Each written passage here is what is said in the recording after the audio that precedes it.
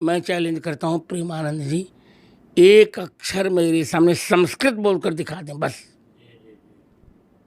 या मेरे कहे हुए संस्कृत श्लोकों का अर्थ समझा दें। मैं प्रेमानंद से द्वेष नहीं रखता हूँ जी।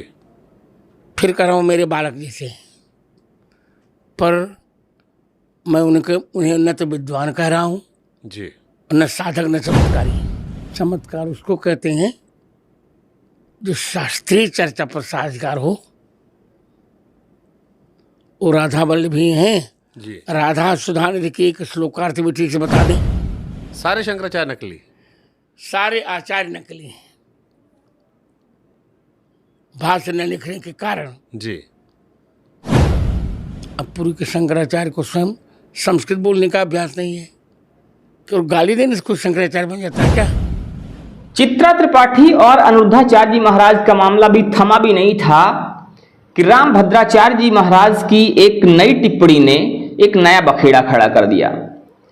रामभद्राचार्य जी महाराज ने प्रेमानंद महाराज को आड़े हाथों लिया और कहा कि उनको कोई ज्ञान ही नहीं है। कहीं ना कहीं उन्होंने उनके ऊपर सीधा सा हमला किया है और कहा है कि आजकल पहले कथा वाचन वो लोग करते थे जिनको सबसे ज्यादा ज्ञान होता था, लेकिन आज कथा वाचन वो कर रहे हैं, आज कथाएं वो कर रहे हैं जो सबसे मूर्ख हैं। तो कहीं ना कहीं उनकी ये टिप्पणी सिर्फ एक व्यक्ति विशेष तक नहीं सीमित है, बल्कि ये टिप्पणी सभी कथावाचकों तक लागू होती है, क्योंकि उन्होंने सामूहिक रूप से बात कह दी है। उन्होंने कहा है कि जो आज कथा कर रहे हैं उनको चीजों का ज्ञान ही नहीं है, और उन्होंने अपनी बात को इस तरह शुरू करते हुए कहीं ना कहीं प्रेमानंद महाराज की बात करी। क्योंकि प्रेमानंद महाराज आज अगर देखा जाए तो वृंदावन के एक ऐसे संतों में शुमार हो गए हैं जिनकी चर्चा ना सिर्फ देश में बल्कि विदेशों में भी हो रही है। लेकिन उन्होंने प्रेमानंद महाराज को भी आड़े हाथों लिया और उन्होंने प्रेमानंद महाराज को कहा कि उन्हें संस्कृत का ज्ञान ही नहीं है। अगर प्रेमानंद महाराज इतने ज्ञानी हैं तो मेरे बताए हुए श्लोकों का हिंदी में अर्थ समझा दें। उन्होंने कहा कि प्रेमानंद महाराज एक अक्षर संस्कृत बोलकर दिखला दें। चमत्कार यदि है जी, मैं चैलेंज करता हूँ प्रेमानंद जी, एक अक्षर मेरे सामने संस्कृत बोलकर दिखा दें बस, या मेरे कहे हुए संस्कृत श्लोकों का अर्थ समझा दें। मैं आज खुलकर कर रहा हूँ जी, वो तो मेरे बालक के समान है जी, अवस्था में भी। शास्त्र जिसको आए वही चमत्कार है।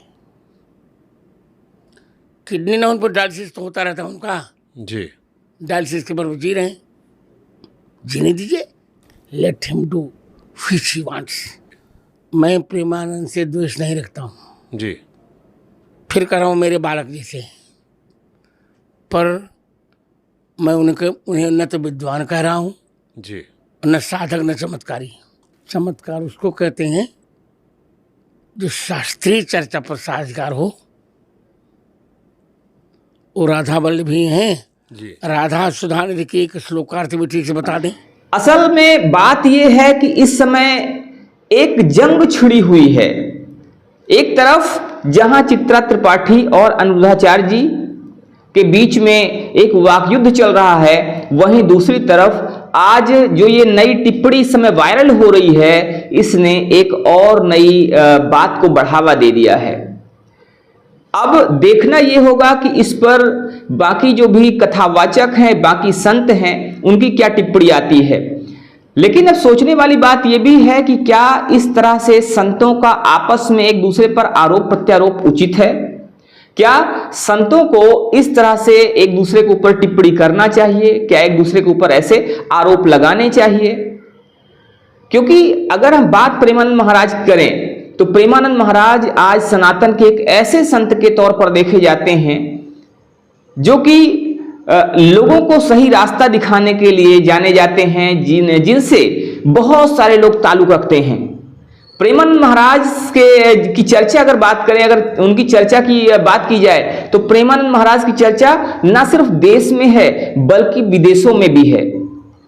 प्रेमानंद महाराज के दर्शन करने के लिए, उनसे मिलने के लिए देश के अलग अलग हिस्सों से लोग आते हैं, और न सिर्फ देश से बल्कि अभी हाल ही की बात करें तो अरब कंट्री से एक व्यक्ति आया हुआ था जो प्रेमानंद महाराज से मिला था, और प्रेमानंद महाराज से मिलकर उसने काफी खुशी जाहिर की थी। उसने कहा था कि प्रेमानंद महाराज वास्तव में एक बहुत अच्छे संत हैं। अगर उसके बाद की बात करें तो उसके बाद एक मुस्लिम व्यक्ति ने प्रेमानंद महाराज को अपनी किडनी दान करने की इच्छा जाहिर की थी। उसने कहा कि मैं प्रेमानंद महाराज की बातें सुनता हूं, मैं उनकी वीडियो देखता हूं, और उनकी वीडियो देखकर कहीं ना कहीं मैं बहुत प्रभावित हूं। वो हिंदू मुस्लिम एकता का, या ये कहा जाए कि सामाजिक सौहार्द का एक प्रतीक है, जीता जागता उदाहरण है, और ऐसे संतों का इस दुनिया में रहना बहुत जरूरी है। उस व्यक्ति का कहना था कि मैं रहूं ना रहूं बहुत ज्यादा फर्क नहीं पड़ेगा, लेकिन अगर प्रेमानंद महाराज जैसे संत इस दुनिया में नहीं रहते हैं तो कहीं ना कहीं वो एक बहुत बड़ी क्षति होगी, वो ये कहना चाह रहा था। तो अब ऐसे समय में, और सबसे बड़ी बात यह है कि जहां पर एक धर्म की बात है, जहां पर सनातन की बात है, तो सभी लोग एक ही विचारधारा को फॉलो करने वाले हैं, सभी लोग एक ही विचारधारा को फैलाते हैं, सभी लोग एक ही विचारधारा को आगे बढ़ाते हैं। तो जब उस विचारधारा को आगे बढ़ा रहे हैं तो इस तरह से एक दूसरे पर टिप्पणी करना कितना सही है, कितना गलत है। अब आते हैं रामभद्राचार्य जी महाराज पे। रामभद्राचार्य जी महाराज निश्चित रूप से बहुत विद्वान हैं, लेकिन उनका एक कथन यह भी था कि जितने भी कथावाचक हैं उसमें से कोई भी ऐसा नहीं है जिसने यूनिवर्सिटी का मुंह देखा हो।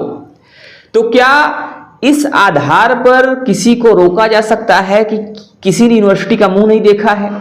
और अगर यूनिवर्सिटी की बात करें तो यूनिवर्सिटी से और भागवत कथा वाचन से एक दूसरे का क्या संबंध हो सकता है? क्या जरूरी है कि जो व्यक्ति यूनिवर्सिटी गया हो वही सिर्फ कथा वाचन कर सकता है? तो इस तरह की टिप्पणियां कितना जायज हैं? क्या ये सनातन के लिए नुकसानदायक साबित होगा? क्या इससे सनातन कमजोर पड़ने वाला है?